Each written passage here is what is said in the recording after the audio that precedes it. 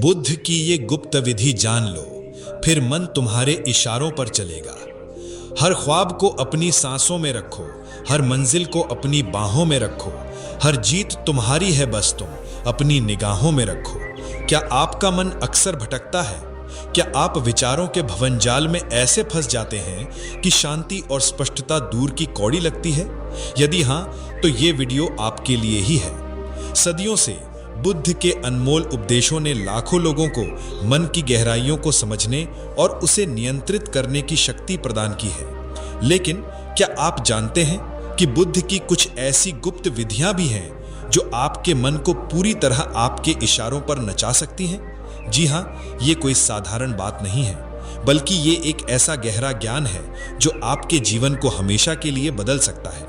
इस वीडियो में हम बुद्ध की उन शक्तिशाली तकनीकों का अनावरण करेंगे जो आपको अपने मन पर अद्भुत नियंत्रण पाने में मदद करेंगी। आप सीखेंगे कि कैसे अपने विचारों को शांत करें, भावनाओं को संतुलित करें और जीवन की हर परिस्थिति में आंतरिक शांति बनाए रखें। ये सिर्फ जानकारी नहीं, बल्कि एक ऐसा मार्ग है जो आपको आत्मखोज और वास्तविक स्वतंत्रता की ओर ले जाएगा। इस वीडियो का हर पल आपके लिए एक नई अंतर्दृष्टि लेकर आएगा जो आपको अपने मन के साथ एक नया रिश्ता बनाने में मदद करेगा। तो तैयार हो जाइए एक ऐसी यात्रा पर जहां आपका मन आपका सबसे अच्छा मित्र और सबसे शक्तिशाली सहयोगी बन जाएगा। चलिए दोस्तों, बुद्धम शरणम गच्छामि बोलकर वीडियो की ओर बढ़ते हैं। क्या आपने कभी किसी को बिना किसी कारण क्रोधित होते देखा है? सोचिए, अगर कोई व्यक्ति आपको अपशब्द कहे, गालियां दे, तो आप क्या करेंगे? क्या आप उसी क्रोध में जवाब देंगे? लेकिन सोचिए, अगर आप बिल्कुल शांत रहें तो क्या होगा? कुछ ऐसा ही हुआ जब एक क्रोधित ब्राह्मण गौतम बुद्ध से मिलने पहुंचा, और जो घटित हुआ वह किसी चमत्कार से कम नहीं था। यह घटना मगध राज्य की है, जहां एक अत्यंत प्रतिष्ठित ब्राह्मण रहता था। उसका नाम था देवराज। लेकिन जितनी उसकी प्रतिष्ठा थी, उतना ही अधिक उसका अहंकार भी था। उसे लगता था कि केवल वही सच्चा ज्ञानी है और बाकी सब अज्ञानी हैं। जब उसे पता चला कि लोग एक सन्यासी गौतम बुद्ध को महात्मा कहकर सम्मान दे रहे हैं, तो उसका घमंड आहत हो गया। उसने सोचा, ये एक साधारण सन्यासी जिसके पास ना वेदों का ज्ञान है, ना किसी यज्ञ की दीक्षा, उसे लोग महात्मा कैसे कह सकते हैं? क्रोध से भरा देवराज निर्णय करता है कि वह बुद्ध की परीक्षा लेगा और उनके सामने उन्हें नीचा दिखाएगा। वह बुद्ध के पास पहुंचा जब वे अपने शिष्यों को उपदेश दे रहे थे, लेकिन देवराज ने न तो कोई नम्रता दिखाई, न कोई शिष्टाचार। आते ही वह गरज कर बोला, अरे बुद्ध, तेरा सारा ज्ञान झूठा है। तू लोगों को भ्रमित कर रहा है। असली ज्ञान तो वेदों में है।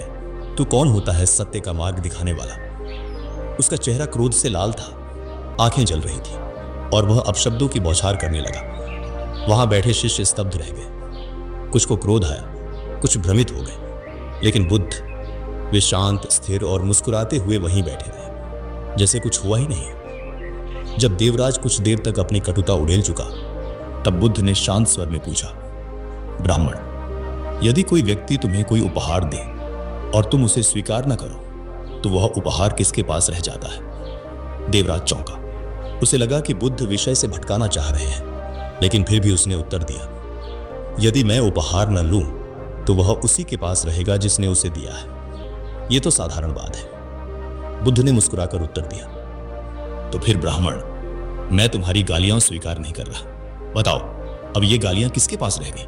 देवराज हक्का बक्का रह गया। उसकी आंखें फैल गईं और जीभ मानो तालू से चिपक गई। सारे शिष्य विस्मय में डूब गए। क्या यह व्यक्ति वास्तव में केवल एक साधारण सन्यासी है? यह तो एक गहरे ज्ञान की ध्वनि थी। लेकिन कहानी यहीं खत्म नहीं होती। देवराज भीतर तक हिल चुका था, लेकिन उसका अहंकार अभी भी जीवित था। उसने एक व्यंग्यपूर्ण मुस्कान के साथ कहा, ठीक है बुद्ध, मान लिया तेरा उत्तर चौंकाने वाला था, पर क्या तू यह बता सकता है कि क्रोध को जड़ से कैसे मिटाया जाए? बुद्ध ने उत्तर दिया, लेकिन इतना धीमे स्वर में कि केवल पास बैठे शिष्य ही उसे सुन सके। अगले ही क्षण देवराज का चेहरा सफेद पड़ गया। आखिर बुद्ध ने ऐसा क्या कहा जो ब्राह्मण को चुप करा गया? और यह सब कैसे जुड़ता है एक अहंकारी राजकुमार से? लेकिन कभी कभी जीवन में कोई ऐसा मिल जाता है जो बिना हथियार उठाए ही आपकी सारी ताकत को व्यर्थ सिद्ध कर देता है। यही घटना घटी मगध के राजकुमार अभय के साथ, जिसने बुद्ध को अपने घमंड से हराने की ठानी थी। पर बुद्ध ने जो किया उसने पूरे राजमहल को स्तब्ध कर दिया। राजकुमार अभय अपने क्रोध और अहंकार के लिए कुख्यात था। वह योद्धा था, लेकिन उसका गुस्सा छोटी छोटी बातों पर भड़क उठता। अगर कोई सेवक जरा सी भी गलती कर देता तो वह उसे कड़ी सजा देता। यहां तक कि महल के मंत्री तक उससे डरते थे और उसके गुरु भी कांपते हुए उसे शिक्षा देते ताकि कहीं वह उन्हें अपमानित न कर दे। मगर अभय को इससे फर्क नहीं पड़ता था। उसे लगता था कि डर के सहारे ही वह शासन करेगा, लेकिन उसकी पीठ पीछे महल में फुसफुसाहटें होती रहती थी। जिस दिन यह राजा बनेगा तबाह हो जाएंगे हम सब। पर अभय को इससे कोई फर्क नहीं पड़ता था। एक दिन उसे झात हुआ कि बुद्ध ने एक क्रोधित ब्राह्मण को शांति से परास्त कर दिया। यह सुनकर अभय का अहंकार जाग उठा। उसने सोचा कि यदि यह साधु इतना ही ज्ञानी है तो मुझे भी हरा कर दिखाए। उसने महल में एक विशेष सभा का आयोजन किया और बुद्ध को आमंत्रित किया। महल के सुंदर बाग में सभा सजी। चारों ओर मंत्री, सैनिक और स्वयं राजा भी उपस्थित थे। अभय ने बुद्ध को देखा। शांत चेहरा, आंखों में गहराई और होठों पर कोमल मुस्कान। यह सब देखकर उसका क्रोध और भी भड़क उठा। बुद्ध, वह गरजते हुए बोला, मैंने सुना है कि तुमने एक ब्राह्मण को चुप करवा दिया, पर मुझे मूर्ख मत समझना। मैं राजकुमार अभय हूं। मैं तुमसे एक प्रश्न करूंगा। यदि तुम सच में ज्ञानी हो तो उत्तर दो। बुद्ध मुस्कुराए और बोले, पूछो राजकुमार, मैं उत्तर दूंगा। अभय ने तिरस्कार के साथ कहा, अगर कोई क्रोधित होकर तुम्हें अपशब्द कहे तो क्या तुम उसे दंड दोगे? बुद्ध ने शांत स्वर में उत्तर दिया, राजकुमार, यदि कोई व्यक्ति आपके पास कोई उपहार लेकर आए और आप उसे न स्वीकारें तो वह उपहार किसके पास रह जाता है? अभय ने हंसते हुए कहा, यह तो सरल बात है। अगर मैं उपहार न लूं तो वह देने वाले के पास ही रह जाएगा। बुद्ध बोले, तो फिर यदि कोई व्यक्ति क्रोध से भरे शब्द कहे और दूसरा उन्हें न अपनाए तो वे कहां टिकेंगे? पूरा राजमहल स्तब्ध रह गया। सन्नाटा छा गया। अभी अभय कुछ कह पाता। बुद्ध ने कहा, परंतु राजकुमार, लगता है कि आप क्रोध की असली शक्ति को अभी नहीं समझते। यदि आप चाहें तो मैं अभी यहीं आपको क्रोध से मुक्ति दिला सकता हूं। अभय हंसा, यह असंभव है। क्रोध मेरी शक्ति है, मैं इसे छोड़ नहीं सकता। बुद्ध बोले, तो चलिए एक प्रयोग करते हैं। अगले 7 दिनों तक जब भी आपको क्रोध आए बस उस क्षण को देखना, उसे पूरी तरह महसूस करना, लेकिन प्रतिक्रिया मत देना, फिर देखना क्या होता है।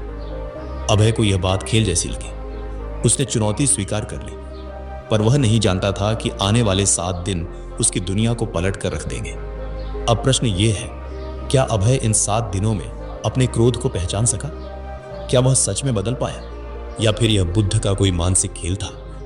और इन 7 दिनों में वह रहस्यमयी साधु कौन था जो महल में अचानक प्रकट हुआ और जिसने अभय के जीवन को नई दिशा दे दी? मैं खुद को रोक ही नहीं सकता, लेकिन क्या सच में क्रोध पर काबू पाना नामुमकिन है, या ये बस मन का एक भ्रम है? यही प्रश्न राजकुमार अभय के भीतर लगातार गूंजता रहा जब उसने बुद्ध की दी हुई 7 दिन की परीक्षा को स्वीकार किया। उसे यह जानना था कि क्या सच में क्रोध को वश में किया जा सकता है या नहीं, लेकिन जो अनुभव उसने किया वो उसकी सोच से कहीं आगे था। पहले दिन तो सब सामान्य था, महल में शांति का माहौल था, और अभय इस पूरी परीक्षा को कोई बड़ा खेल नहीं समझ रहा था। उसके मन में हल्की हंसी थी कि यह भी कोई साधना है। क्रोध को रोकना कोई धनुष बाण चलाने जैसा थोड़ी है। लेकिन जैसे ही शाम हुई, पहली परीक्षा सामने आ गई।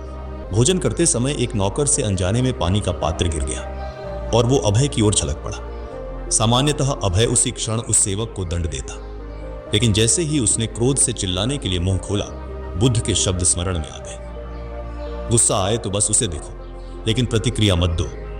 अभय ने खुद को रोका, पर उसका चेहरा लाल हो गया। उसकी मुट्ठियां तन गई, भीतर गुस्से की ज्वाला धधक रही थी।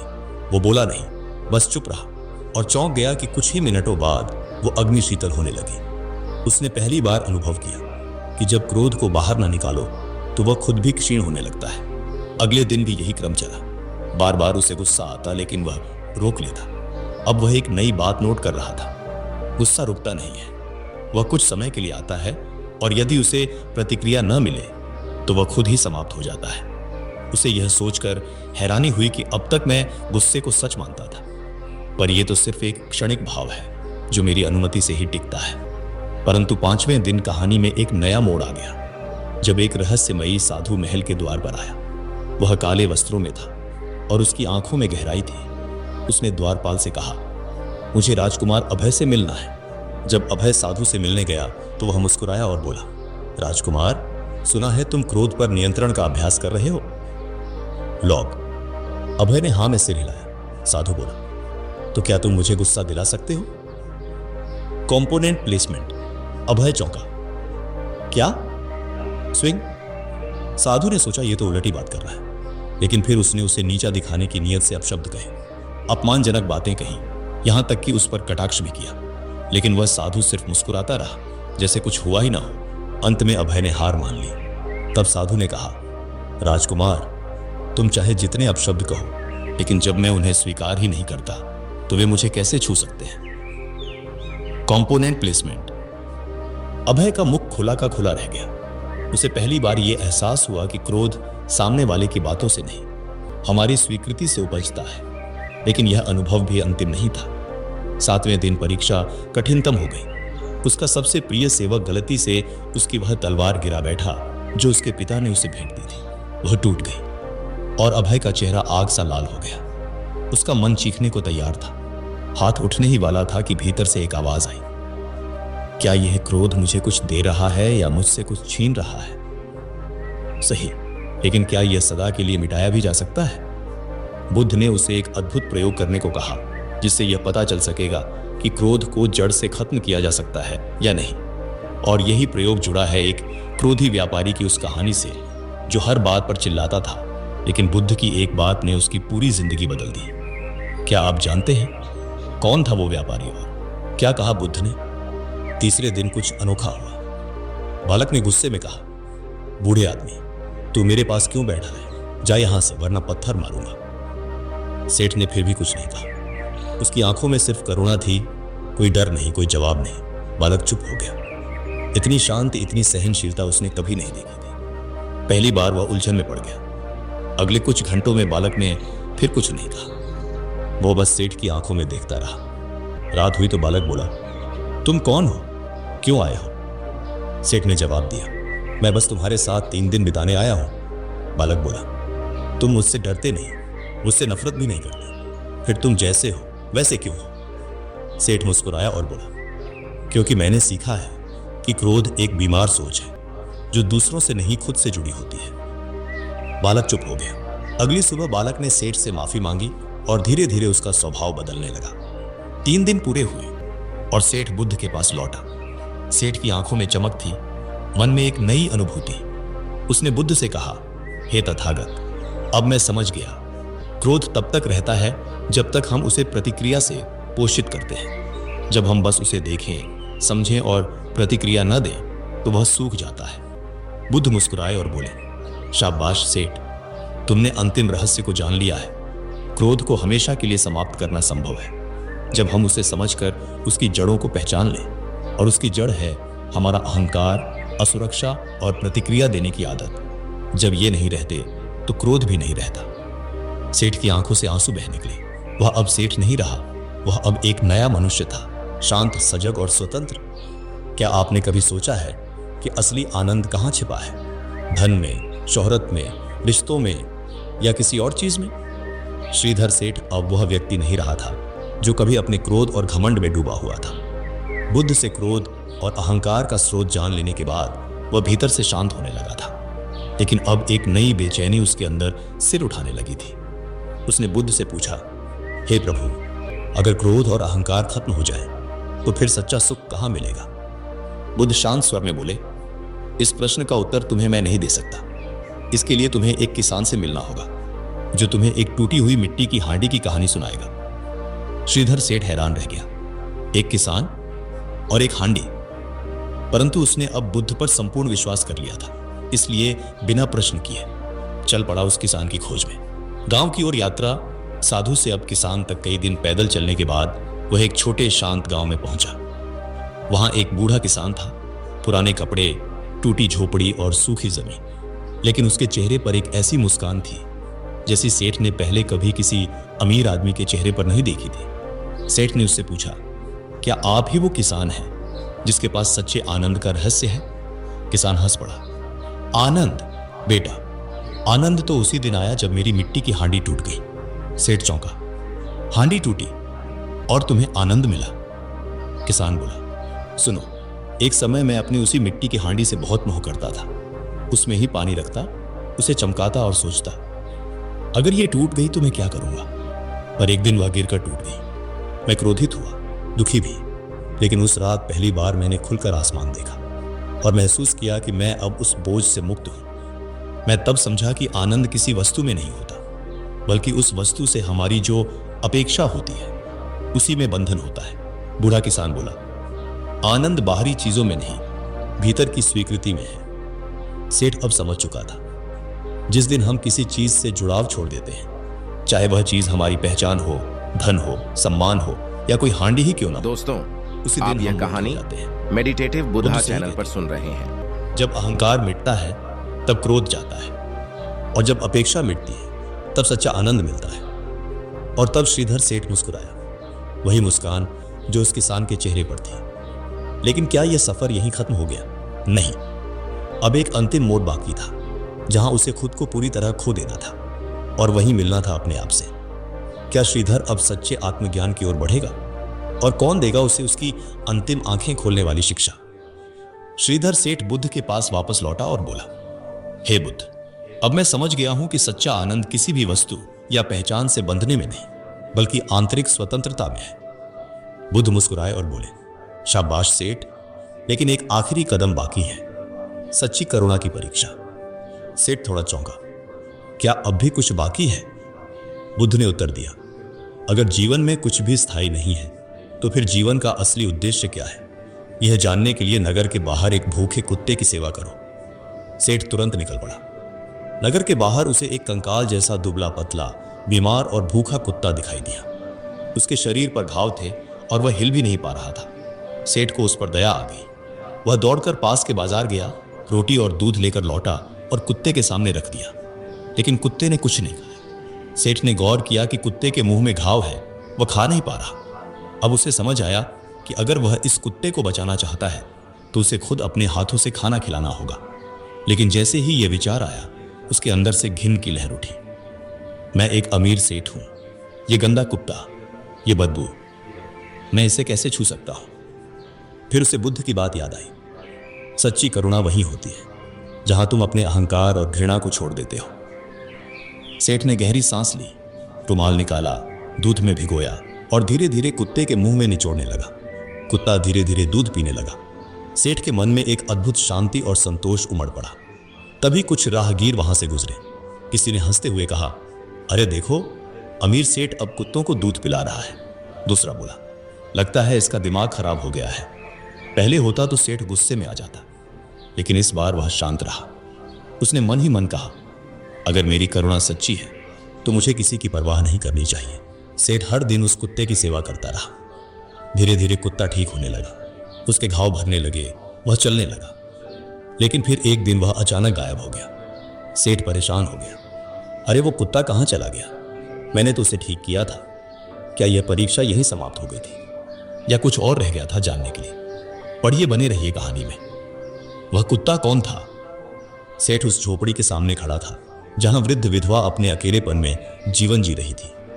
उसने दरवाजा खटखटाया और विनम्रता से पूछा, माथे, क्या मैं आपसे कुछ पूछ सकता हूं?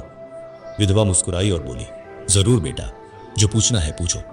सेठ बोला, क्या इंसान को जीवन भर सिर्फ दूसरों के लिए ही जीना चाहिए? क्या खुद के लिए कुछ भी नहीं बचता? वृद्धा ने मुस्कुराकर अपनी कलाई उठाई, जहां कुछ चूड़ियां सही सलामत थी और कुछ टूटी हुई। फिर उसने हाथ हिलाया और सेठ ने देखा कि टूटे चूड़ियों की खनखन तेज थी, जबकि बाकी शांत थी। सेठ चौंक गया, माथे, ये कैसा संकेत है? वृद्धा बोली, बेटा, यही तो जीवन का सबसे गहरा रहस्य है। जब सब चूड़ियां ठीक होती हैं तो वे एक दूसरे से टकरा नहीं पाती, कोई आवाज नहीं होती, संतुलन होता है। लेकिन जब कुछ चूड़ियां टूटी होती हैं तब टकराव होता है, खनखन होती है, मतलब अशांति। सेठ कुछ समझा पर अभी स्पष्ट नहीं हुआ। वृद्धा ने फिर समझाया, अगर जीवन में तुम पूरी तरह दूसरों के लिए ही जियोगे और अपने मन, अपने शरीर, अपनी आत्मा की अनदेखी करोगे तो तुम अंदर से टूट जाओगे। और जब इंसान खुद टूटा होता है तो दूसरों को भी सुख नहीं दे सकता। सेठ ने पूछा, तो फिर क्या सही है? वृद्धा बोली, सही वह है जो संतुलन में है। अपने लिए भी जीना चाहिए और दूसरों के लिए भी। सेवा जरूरी है, करुणा आवश्यक है, पर अपने मन का ध्यान रखना भी उतना ही जरूरी है। अगर तुम केवल बाहर बहोगे तो अंदर सूख जाओगे, और अगर केवल अपने अंदर ही उलझे रहोगे तो बाहर की दुनिया से कट जाओगे। जीवन वही सुंदर है जो इन दोनों के बीच संतुलन रखे। सेठ अब पूरी तरह समझ चुका था। यह अंतिम शिक्षा थी जो बाकी सभी शिक्षाओं को जोड़ती थी। वह वृद्धा को प्रणाम कर झोपड़ी से बाहर आया। उसका मन अब पूर्ण शांत था।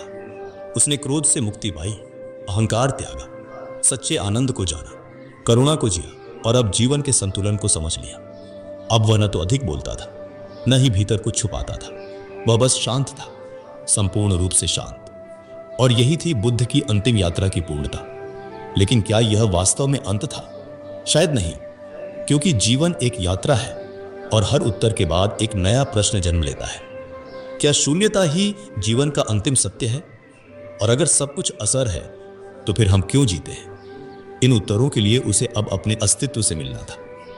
अगर तुम सिर्फ दूसरों के लिए खुद को पूरी तरह मिटा दोगे तो एक दिन टूट जाओगे, और जब कोई टूटता है तो जीवन से संतुलन भी चला जाता है। वृद्धा ने कहा, पहली सीख यही है बेटा, खुद को मत भूलो। श्रीधर सेठ अब ध्यानपूर्वक सुन रहा था। वृद्धा बोली, अगर कोई स्त्री विधवा हो जाए तो क्या उसका सारा जीवन बस दूसरों के लिए होना चाहिए? नहीं बेटा, उसे अपने जीवन का भी ध्यान रखना चाहिए। अपनी खुशी, अपने सुख और अपनी जरूरतों का भी सम्मान करना चाहिए। ठीक इसी तरह जीवन में संतुलन आवश्यक है। अगर तुम केवल दूसरों के लिए जियोगे तो एक दिन खुद को खो दोगे, और अगर तुम सिर्फ अपने लिए जियोगे तो अहंकार में डूब जाओगे। फिर वृद्धा ने दूसरी सीख दी, नदी और किनारे का नियम। वह पास की बहती नदी की ओर इशारा कर बोली, देखो ये नदी कितनी सुंदर लग रही है, लेकिन अगर इसके दोनों किनारे ना हो तो यह पानी चारों ओर फैल जाएगा और किसी दिशा में नहीं बहेगा। उसी प्रकार जीवन में भी दो किनारे जरूरी हैं, एक करुणा और दूसरा आत्म देखभाल। अगर तुम पूरी तरह सेवा में डूब जाओ और खुद को भुला दो तो तुम भी बिखरी हुई नदी की तरह दिशाहीन हो जाओगे। लेकिन अगर केवल खुद को ही महत्व दोगे तो करुणा मर जाएगी। इसलिए जीवन में दोनों का संतुलन चाहिए। अब सेठ को सब कुछ साफ साफ समझ आने लगा था। उसने हाथ जोड़कर कहा, माथे, अब मैं समझ गया, जीवन सिर्फ दूसरों के लिए या सिर्फ अपने लिए नहीं है, बल्कि दोनों का संतुलन ही सच्चा सुख है। वृद्धा मुस्कुराई और बोली, शाबाश बेटा, जब तक मनुष्य यह संतुलन नहीं सीखता वह कभी भी सच्चा आनंद नहीं पा सकता। श्रीधर सेठ ने उनके चरण छुए और वापस बुद्ध के पास लौट आया। बुद्ध की अंतिम सीख। बुद्ध ने उसकी ओर देखा और मुस्कुराकर पूछा, क्यों सेठ, तुम्हें अपने प्रश्न का उत्तर मिल गया? सेठ ने सिर झुका लिया और कहा, हाँ हे बुद्ध, अब मैं समझ गया हूं कि जीवन का सच्चा सुख करुणा और आत्म देखभाल के बीच संतुलन में है। अगर हम केवल दूसरों के लिए जीते हैं तो खुद को खो देते हैं, और अगर केवल अपने लिए जीते हैं तो अपने भीतर अहंकार को जन्म देते हैं। लेकिन जब हम इन दोनों का संतुलन साधते हैं तभी हम सच्चे सुख को प्राप्त करते हैं। बुद्ध ने सिर हिलाया और बोले, यह है जीवन की अंतिम सीख। लेकिन क्या यही अंत था? नहीं, अब भी एक अंतिम प्रश्न शेष था। अगर जीवन में संतुलन सबसे आवश्यक है तो इस संतुलन को बनाए रखने का सबसे सरल उपाय क्या है? बुद्ध ने उसकी ओर देखा और कहा, अब तुम्हें मेरी सबसे कठिन सीख को जानना है, मौन की शक्ति। अगर तुम जीवन का अंतिम सत्य समझना चाहते हो तो जाओ और उस गूंगे साधु से मिलो। गूंगा साधु। सेठ चौंका, यह कौन है? लेकिन अब उसे समझ आ गया था कि बुद्ध के हर वचन में गहरा अर्थ होता है। वह बिना किसी संदेह के उस रहस्यमयी साधु की खोज में निकल पड़ा। गूंगा साधु और मौन का रहस्य। नगर से दूर एक घने जंगल के बीच एक साधु तप में लीन था। न वह बोलता था, न किसी से कोई इशारा करता, बस एक गहरे मौन में डूबा हुआ था। सेठ उनके पास गया और हाथ जोड़कर विनम्रता से बोला, हे महात्मा, मैं जीवन का अंतिम सत्य जानना चाहता हूं, कृपया मुझे मार्ग दिखाइए। साधु चुप रहे। सेठ ने फिर पूछा, क्या जीवन में मौन सबसे बड़ी शक्ति है? अब भी कोई उत्तर नहीं। सेठ थोड़ा परेशान हुआ, अगर आप कुछ कहेंगे ही नहीं तो मैं सीखूंगा कैसे? तभी साधु ने आकाश की ओर उंगली से संकेत किया। सेठ ने ऊपर देखा, सूरज चमक रहा था, लेकिन वह कुछ नहीं कह रहा था। हवा बह रही थी, बिना कोई शब्द बोले। नदी बह रही थी, लेकिन शांत। तभी सेठ को पहला बोध हुआ, मौन ही सबसे गहरी वाणी है। साधु कुछ नहीं बोले, लेकिन सेठ के भीतर जैसे कोई द्वार खुल गया। उसे लगा शब्द भ्रम पैदा कर सकते हैं, लेकिन मौन सत्य की ओर ले जाता है। अब उसे धीरे धीरे समझ आ रहा था कि कभी कभी सबसे बड़ा ज्ञान शब्दों के बिना आता है। दूसरी सीख, कब बोलना कब चुप रहना। तभी जंगल में एक विचित्र घटना घटी। एक शिकारी वहां आया। उसने साधु को देखा और पूछा, क्या आपने इस रास्ते से कोई हिरण जाते देखा है? साधु मौन रहे। शिकारी ने फिर पूछा, क्या आप गूंगे हैं? साधु अब भी शांत। शिकारी छिड़कर वहां से चला गया। सेठ को आश्चर्य हुआ। अगर यह साधु सच बोल देता तो वह शिकारी उस निर्दोष हिरण को मार देता। अब उसे दूसरी सीख मिली, हर सत्य बोलने योग्य नहीं होता। कभी कभी मौन ही सबसे बड़ा धर्म होता है। अब सेठ को लगा कि वह जीवन का अंतिम सत्य जान चुका है। वह बुद्ध के पास लौटा और बोला, हे बुद्ध, अब मैं समझ गया हूं कि मौन ही सबसे बड़ी शक्ति है। अगर हम झगड़ों से बचना चाहते हैं तो हमें मौन को अपनाना चाहिए। अगर हमें सच्चा ज्ञान चाहिए तो शब्दों से ज्यादा मौन में ध्यान देना चाहिए।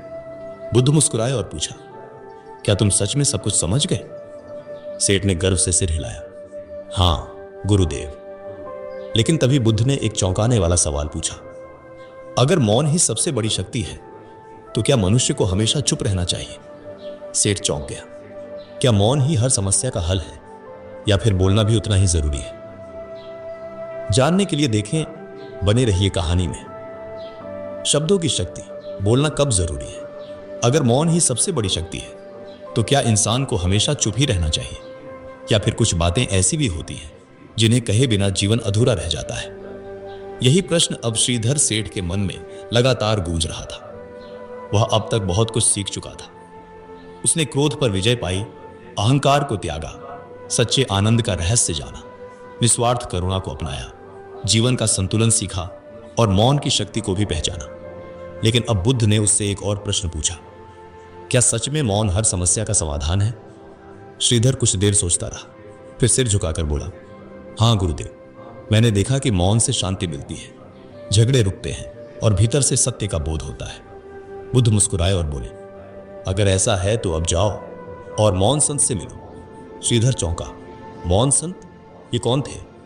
पर अब वह समझ चुका था कि बुद्ध की हर सीख के पीछे कोई गहरी परत छिपी होती है।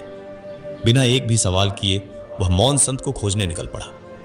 मौन संत की पहली और पहली सीख नगर से बहुत दूर एक पहाड़ी की चोटी पर एक संत रहते थे। उनका केवल एक ही नियम था, मैं जीवन भर मौन रहूंगा। श्रीधर वहां पहुंचा और उन्हें नम्रता से प्रणाम किया। वह कुछ बोलने ही वाला था कि उसे ध्यान आया, ये संत तो कभी कुछ कहते ही नहीं। उसने इशारों से समझाने की कोशिश की कि वह बुद्ध की सीख को पूरा करने आया है। संत मुस्कुराए और संकेत से उसे बैठने को कहा। तभी अचानक तेज हवाएं चलने लगी, वृक्ष झूमने लगे, सूखे पत्ते उड़ने लगे और तभी एक छोटा बच्चा पास की खाई की ओर फिसलने लगा। श्रीधर चिल्लाया, बचाओ, कोई है क्या? इस बच्चे को पकड़ो।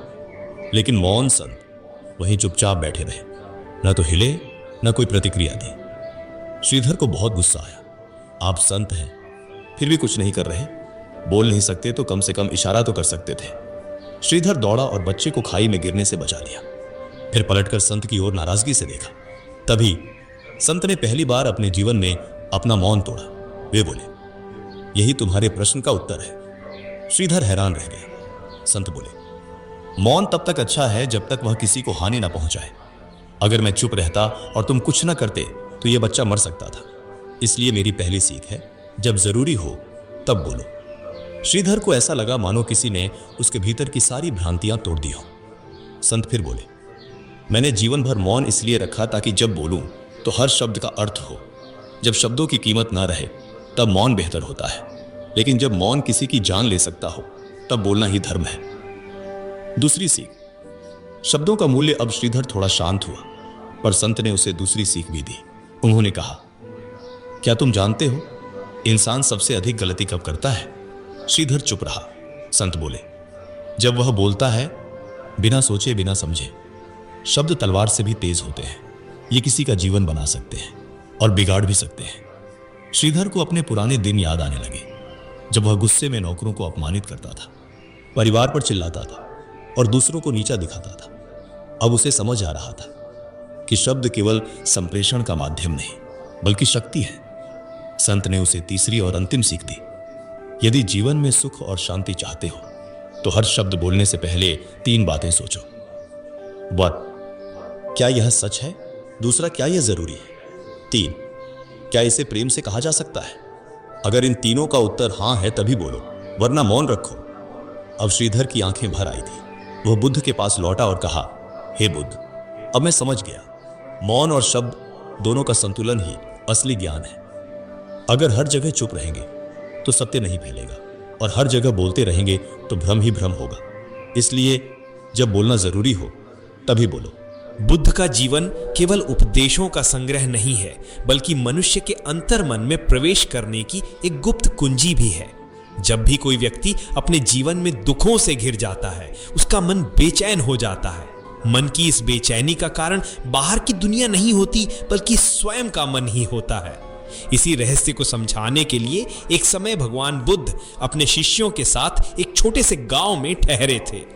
वहां एक युवा ब्राह्मण हर दिन बुद्ध के पास आता और कहता, भगवान, मैं जीवन में बहुत संघर्ष करता हूं, परंतु मेरा मन हमेशा भटक जाता है। मैं जब ध्यान करता हूं तो अनजाने ही भूतकाल की घटनाएं सामने आती हैं। भविष्य की चिंता भी मुझे सताती है। कृपा करके मुझे वो उपाय बताइए जिससे मैं अपने मन पर विजय पा सकूं। बुद्ध मुस्कुराए और बोले, तुम्हें एक कथा सुनाता हूं जो तुम्हारे प्रश्न का उत्तर है। बहुत समय पहले एक छोटे से राज्य में एक राजा था। वह बाहरी शत्रुओं से तो राज्य की रक्षा कर लेता था, लेकिन जब अपने कक्ष में अकेला होता तो उसका मन अशांत हो जाता। वह सोचता, मैंने सारे युद्ध जीत लिए, लेकिन मेरा मन तो मेरा कहना ही नहीं मानता। कभी क्रोध में डूब जाता है, कभी वासना में बह जाता है, कभी मोह में उलझ जाता है। ये कैसी जीत है? राजा ने कई साधुओं से उपाय पूछे, परंतु संतोषजनक उत्तर नहीं मिला। एक दिन उस राज्य में एक वृद्ध सन्यासी आया। वह दिखने में साधारण था, किंतु उसकी आंखों में गहरी शांति थी। राजा ने उसे बुलाया और अपना मन की अशांति का कारण बताया। सन्यासी ने राजा से कहा, यदि तुम वास्तव में अपने मन पर राज करना चाहते हो तो एक कार्य करो। कल सूर्योदय से पहले नगर के सबसे भीड़भाड़ वाले बाजार में जाकर चुपचाप बैठ जाओ। वहां तुम्हें कोई भी देखकर कुछ कहेगा तो उत्तर मत देना। कोई अपशब्द बोले तो भी मौन रहना। कोई प्रशंसा करे तो भी चुप रहना। जब तक सूरज डूब न जाए तब तक वहां बैठे रहना। राजा ने सोचा, यह तो सरल कार्य है, मैं इतना कुछ सहन कर सकता हूं। अगले दिन राजा साधारण वेश में बाजार में जाकर बैठ गया।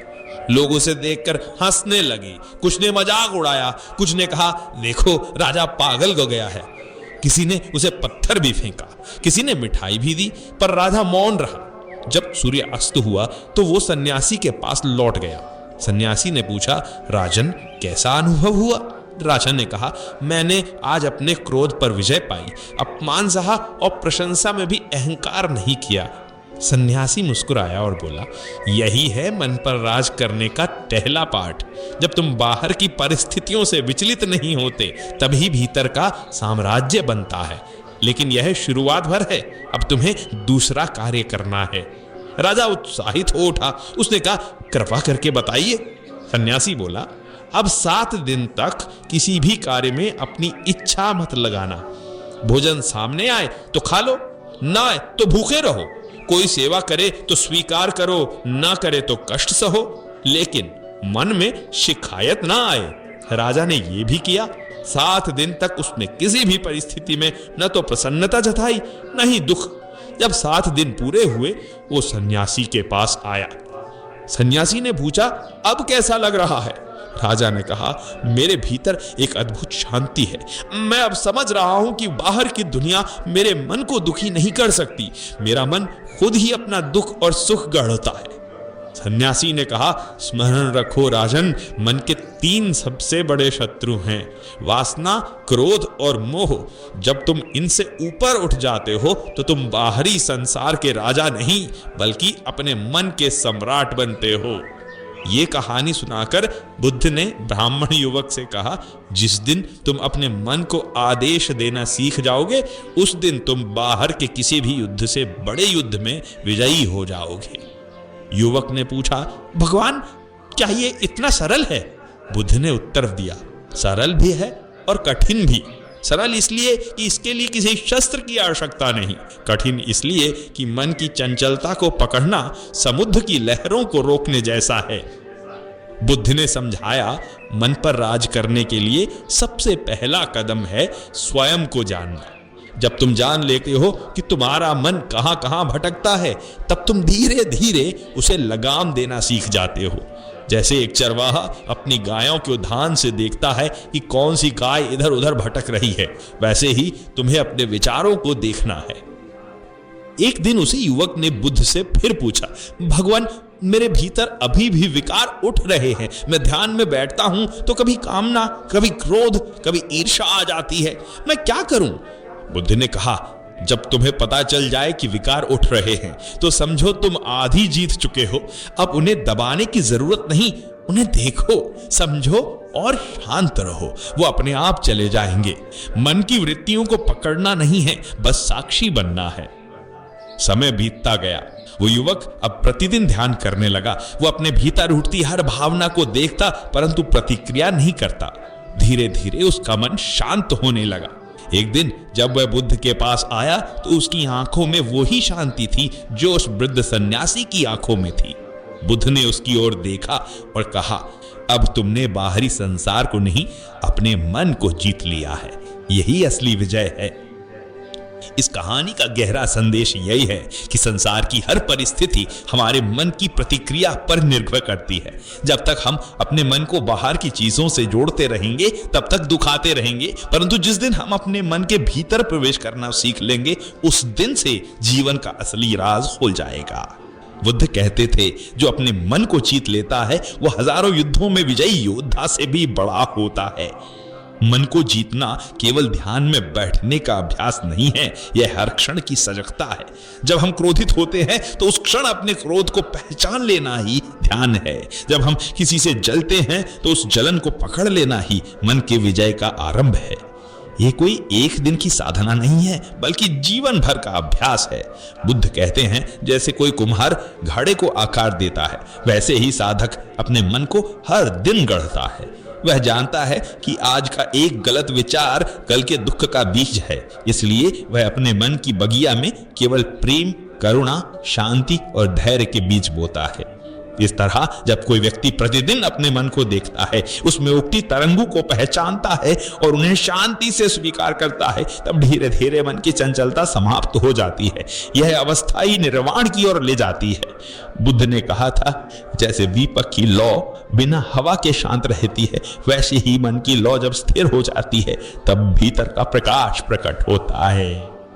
दोस्तों, अगर हमारी ये जीवन बदलने वाली कहानी आपको अच्छी लगी हो तो हमारे मेडिटेटिव बुद्धा चैनल को जरूर सब्सक्राइब करें, वीडियो को लाइक करें और इसे अपने प्रियजनों के साथ शेयर करें। ध्यान रहे, जो सीखा है उसे जीवन में उतारिए, क्योंकि केवल सुनने से जीवन नहीं बदलता, करने से बदलता है। और जब मौन अधिक मूल्यवान हो तो चुप रहो। बुद्ध मुस्कुराए और बोले, शाबाश श्रीधर, यही जीवन की अंतिम परीक्षा थी। श्रीधर को अब लगने लगा कि वह सच्चे ज्ञान के बेहद करीब पहुंच चुका है। लेकिन तभी बुद्ध ने एक और रहस्यमयी सवाल किया, अगर बोलने और चुप रहने का संतुलन ही सबसे बड़ी कला है तो यह संतुलन बनाए कैसे रखा जाए? इस प्रश्न का उत्तर जानने के लिए बुद्ध ने श्रीधर को भेजा एक मूर्ख राजा से मिलने। अब यह मूर्ख राजा कौन था? क्या वह सच में मूर्ख था या फिर उसमें कोई छिपा हुआ ज्ञान था? जानने के लिए देखिए, बने रहिए कहानी में। मूर्ख राजा और सबसे बड़ा निर्णय, सेना बढ़ाई जाए।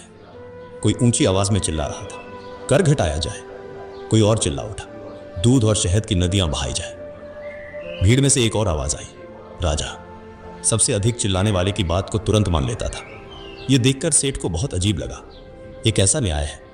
क्या सचमुच जो सबसे अधिक शोर करता है वही सही होता है? पहली सीख, शोर सबसे बड़ा सत्य नहीं होता। उसी वक्त राजा के दरबार में एक किसान आया। वह बेहद परेशान और दुखी था। उसने विनती की, महाराज, मेरा खेत एक साहूकार ने जबरदस्ती छीन लिया है। मेडिटेटिव बुद्धा चैनल पर सुन रहे हैं। मगर तभी साहूकार ऊंची आवाज में चिल्लाया, यह झूठ बोल रहा है, वह खेत मेरा है। दरबारियों ने भी उसकी हाँ में हाँ मिलाई, क्योंकि साहूकार बहुत प्रभावशाली और ऊंची आवाज में बोल रहा था। राजा ने बिना कोई जांच किए निर्णय सुना दिया। साहूकार सही है, किसान को दंड दिया जाए। सेठ ये देख हैरान रह गया। क्या अगर कोई सच बोले लेकिन शांत स्वर में बोले तो उसका सत्य झूठ हो जाता है? अब सेठ को समझ में आने लगा कि बोलने से ज्यादा जरूरी है कौन बोल रहा है, क्या बोल रहा है और क्यों बोल रहा है। दूसरी सीख, जब तक सही और गलत को नहीं पहचानोगे तब तक तुम सही निर्णय नहीं ले पाओगे। अब सेठ के मन में एक और सवाल उठा, अगर राजा सिर्फ शोर सुनकर निर्णय ले रहा है तो क्या इसका मतलब ये है कि हमें भी सिर्फ जोर से बोलना आना चाहिए? उसी समय एक और घटना घटी। दरबार में एक ज्ञानी मंत्री आया। वह धीरे और विनम्र स्वर में बोला, महाराज कृपया धैर्य रखिए और हर पक्ष की बात ध्यान से सुने, तभी आप सही निर्णय ले पाएंगे। पर राजा ने उसकी बात अनसुनी कर दी। उसने फिर उसी चिल्लाने वाले की बात को माना। मंत्री चुप हो गया। लेकिन अगले ही दिन राज्य में बगावत हो गई। निर्णयों के कारण जनता अब क्रोधित हो चुकी थी। राजा घबरा गया। उसे समझ नहीं आ रहा था कि अब क्या किया जाए। वह दौड़कर अपने मंत्री के पास गया और बोला, मंत्री जी, अब क्या किया जाए? मंत्री मुस्कुराया और बोला, महाराज अब आपको सही और गलत में फर्क करना ही होगा। सही निर्णय शोर से नहीं बल्कि सोच और समझ से लिए जाते हैं। अब राजा को अपनी भूल का एहसास हुआ। सेठ को अब सब कुछ स्पष्ट दिखने लगा। वह बुद्ध के पास लौटा और बोला, हे भगवान, अब मैं समझ गया हूं कि ना तो हमेशा चुप रहना उचित है और ना ही हर बात पर शोर मचाना। अगर किसी को सही निर्णय लेना है तो उसे मौन और शब्दों के बीच का संतुलन समझना होगा। अगर हमें सच्चा ज्ञान चाहिए तो हमें शांति से सुनना होगा और अगर हमें न्याय चाहिए तो हमें सही समय पर सही शब्दों का प्रयोग करना होगा। बुद्ध मुस्कुराए और बोले, अब तुम्हारी परीक्षा पूर्ण हुई श्रीधर। यही जीवन का सबसे बड़ा सत्य है। मौन और शब्दों का संतुलन ही सबसे बड़ा ज्ञान है। लेकिन फिर बुद्ध ने उससे एक और प्रश्न किया, अब तक जो तुमने सीखा वह तुम्हारे व्यक्तिगत जीवन के लिए था, पर क्या तुम जानते हो कि यही सिद्धांत एक पूरे समाज को भी बदल सकता है? श्रीधर चौंक पड़ा। क्या यह ज्ञान सिर्फ व्यक्ति तक सीमित है या फिर इससे पूरे समाज में बदलाव लाया जा सकता है? यह जानने के लिए देखिए अगला भाग, समाज को बदलने का सबसे बड़ा रहस्य। बुद्ध ने श्रीधर सेठ से पूछा, अगर सही समय पर सही शब्द बोलना ही सबसे बड़ा ज्ञान है तो क्या यही ज्ञान समाज को भी बदल सकता है? श्रीधर सोच में पड़ गया। वह अब तक कई गूढ़ रहस्य समझ चुका था। क्रोध से मुक्ति, अहंकार का त्याग, मौन की शक्ति और शब्दों का विवेकपूर्ण उपयोग। परंतु अब वह गहराई में डूब गया। गुरुदेव, उसने कहा, मैं तो अपने जीवन में संतुलन ला सकता हूं, लेकिन अगर पूरा समाज ही गलत दिशा में जा रहा हो तो एक व्यक्ति क्या कर सकता है? बुद्ध मुस्कुराए और बोले, अगर तुम यह उत्तर जानना चाहते हो तो जाओ भूखे नगर की यात्रा करो। भूखा नगर? यह कौन सा स्थान है? श्रीधर सेठ एक नई यात्रा पर निकल पड़ा। एक ऐसी यात्रा जो उसकी सोच की नींव ही हिला देगी। सेठ चलता चलता एक गांव में पहुंचा। वहां एक आदमी सड़क किनारे बैठा जोर जोर से रो रहा था। उसका चेहरा धूल से सना हुआ था, कपड़े फटे थे और आंखों में हार की पीड़ा साफ दिख रही थी। सेठ ने उसके पास जाकर पूछा, भाई तुम कौन हो और यूं रो क्यों रहे हो? उस आदमी ने अपना सिर उठाया और बोला, मैं इस दुनिया का सबसे बड़ा अभागा इंसान हूं। मेरी किस्मत इतनी बुरी है कि मैं 4 बार मर चुका हूं। सेठ चौंक गया। 4 बार? यह कैसे मुमकिन है? उस आदमी ने गहरी सांस ली और अपनी कहानी सुनाना शुरू किया। पहली मौत, अमीरी की मौत। एक समय था जब मैं बहुत धनवान था। मेरा कारोबार दूर दूर तक फैला हुआ था। लोग मुझे देखकर प्रेरणा लेते थे, लेकिन धीरे धीरे मेरे भीतर घमंड आ गया। मुझे लगने लगा कि मेरी किस्मत ही मेरी सबसे बड़ी ताकत है। मेहनत की अब जरूरत नहीं। मैंने अपने काम पर ध्यान देना बंद कर दिया। कर्मचारियों को नजरअंदाज करने लगा। धीरे धीरे व्यापार डूब गया। कर्मचारी एक एक करके छोड़कर चले गए और मैं सड़क पर आ गया। यही मेरी पहली मौत थी, मेरी अमीरी की मौत। दूसरी मौत, सम्मान की मौत। जब मैं कंगाल हो गया तो एक दिन किसी तरह मैं एक राजा के दरबार में पहुंचा। राजा ने मेरी बातों से प्रभावित होकर मुझे अपना मंत्री बना दिया। मैंने फिर वही गलती दोहराई। सोचा कि अब भाग्य ने मुझे यहां तक पहुंचा दिया है तो मेहनत की कोई जरूरत नहीं। मैं आलसी हो गया, निर्णय गलत लेने लगा और धीरे धीरे राजा को मेरे अयोग्य होने का आभास हो गया। एक दिन उसने मुझे दरबार से निकाल दिया। मेरी दूसरी मौत मेरे सम्मान की मौत थी। तीसरी मौत ज्ञान की मौत। राजा के दरबार से निकाले जाने के बाद मैंने सोचा कि अब दुनिया के झंझटों से दूर हो जाना चाहिए।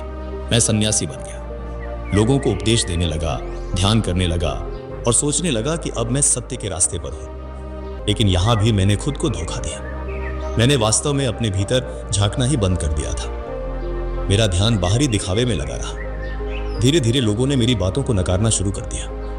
कोई मेरी बात नहीं सुनता था और अंत में मैं उस संत की तरह बन गया जो खुद ही भटका हुआ था। यही मेरी तीसरी मौत थी, मेरे ज्ञान की मौत। सेठ ये सब सुनकर स्तब्ध रह गया। उसने पूछा, और चौथी मौत? आदमी ने आंखें पोंछते हुए कहा, अब जो मैं तुम्हारे सामने बैठा हूं, न पैसा है, न सम्मान, न ही कोई दिशा। अब तो मेरा विश्वास ही मर गया है। मुझे अब किसी चीज पर भरोसा नहीं रहा, न भाग्य पर, न कर्म पर, न ही भगवान पर। यही मेरी चौथी मौत है, मेरे विश्वास की मौत। सेठ शांत होकर सुनता रहा। इस बार वह जान गया था कि बुद्ध ने उसे क्यों यहां भेजा था। उसके मन में एक ही सवाल था, क्या सच में यह आदमी बदनसीब है या फिर उसकी हर मौत का कारण उसका अपना किया गया कर्म है। अब कहानी की अगली कड़ी में सेठ इसी प्रश्न का उत्तर खोजने की कोशिश करेगा। क्या भाग्य पहले से तय होता है या हम खुद अपनी नियति को अपने कर्मों से लिखते हैं? जानने के लिए बने रहिए कहानी में कर्म और भाग्य का रहस्य। श्रीधर सेठ अब बुद्ध द्वारा दिए गए नए प्रश्न के उत्तर की तलाश में एक विशाल सम्राट के दरबार पहुंचा। वहां उसका ध्यान दरबार में खड़े 3 लोगों पर गया। तीनों की हालत और स्थिति एक दूसरे से बिल्कुल अलग थी। पहला व्यक्ति एक गरीब किसान था, दूसरा एक व्यापारी और तीसरा राजा का प्रिय दरबारी। इन तीनों के जीवन में मेहनत, सेवा और अवसर की अलग अलग कहानियां छिपी थी, लेकिन एक बात सामान्य थी, भाग्य। श्रीधर ने सबसे पहले उस गरीब किसान से बात की। वह किसान बोला, मैंने अपनी पूरी जिंदगी खेतों में खपाते हुए बिता दी, सूरज के साथ उठता और अंधेरे में सोता।